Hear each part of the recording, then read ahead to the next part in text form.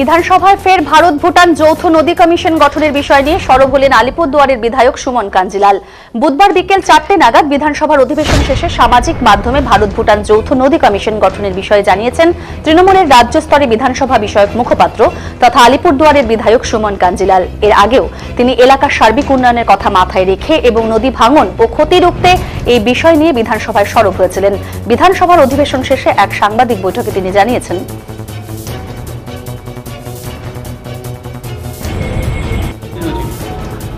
আজকে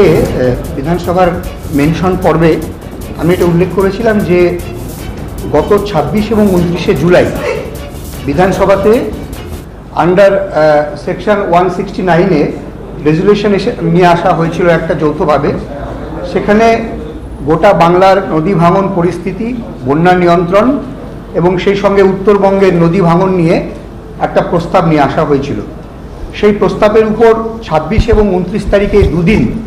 এই বিধানসভায় বক্তব্য রাখা হয়েছিল এবং আপনারা অনেকেই মনে থাকবে যে 26 তারিখ এই নিয়ে বিরোধী পক্ষের দুজন বক্তা বক্তব্য রাখলেও তারা 29 তারিখ ওয়াক আউট করে চলে যায়। এবার 29 তারিখ এই সদনে বক্তব্য রাখেন মাননীয় মুখ্যমন্ত্রী মমতা বন্দ্যোপাধ্যায়। তার একদিন আগেই তিনি দিল্লিতে গিয়ে নীতি আয়োগের বৈঠকে খুব অল্প সময়ের মধ্যে তাকে যেভাবে বলতে দেওয়া হয়নি তার প্রতিবাদ জানিয়ে তিনি সেই সময়েতেও উত্তরবঙ্গের নদী ভাঙন পরিস্থিতি এবং বন্যা নিয়ন্ত্রণের ক্ষেত্রে ভারত ভুটান যৌথ নদী কমিশনের বিষয়টি তিনি উল্লেখ করে এসেছিলেন এবং তারপর এই মহতী বিধানসভায় তিনি এই নিয়ে বিস্তারিত বলেছিলেন এবং সেই সময় মুখ্যমন্ত্রী যেটা বলেছিলেন যে এই পরিস্থিতির মোকাবিলা করবার জন্য যেহেতু ভারত ভুটান নদী কমিশনটা কেন্দ্রের বিষয়, ভুটান পাহাড় থেকে নেমে আসা নদীগুলোর তীব্র জলস্রোতের ফলে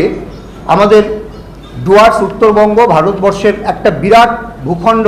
প্রায় নিশ্চিহ্ন হওয়ার মুখে রয়েছে। ফলে এক্ষেত্রে এই নদীর বিষয়টি নিয়ে কেন্দ্রীয় সরকারের সঙ্গে আলোচনা করবার জন্য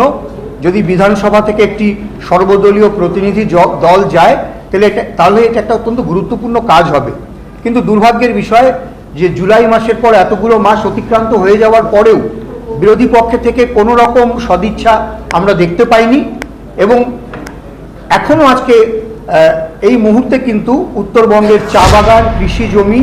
এবং সঙ্গে বসত বাড়ি সব এই নদী গ্রাস, নদী ভাঙনে তার কবলে পড়েছে। আপনারা জানেন যে কিছুদিন আগেই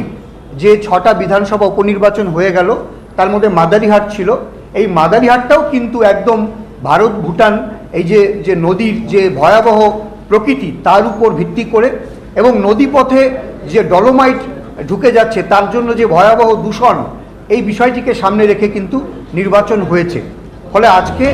আমি আবারও মেনশন পর্বে উল্লেখ করেছিলাম যে এক্ষেত্রে তাহলে বিরোধী পক্ষরা যখন কোনো সদিচ্ছা দেখাচ্ছে না তাহলে উত্তরবঙ্গকে বাঁচাতে, উত্তরবঙ্গের চা বাগান জঙ্গলকে বাঁচাতে এই মুহূর্তে আমাদের কি করণীয়। আজকে অত্যন্ত গুরুত্বপূর্ণ যে আমাদের মাননীয় স্পিকার সাহেব তিনি বলেছেন পরিষদীয় দলনেতাকে যে বিরোধী পক্ষ যখন রাজি হচ্ছে না, সদিচ্ছা দেখাচ্ছে না, তাহলে নিশ্চিতভাবে তৃণমূলের পরিষদীয় দলের তরফ থেকেই আলোচনা করে এই নিয়ে দিল্লিতে কেন্দ্রীয় সরকারের কাছে দরবার করবার জন্য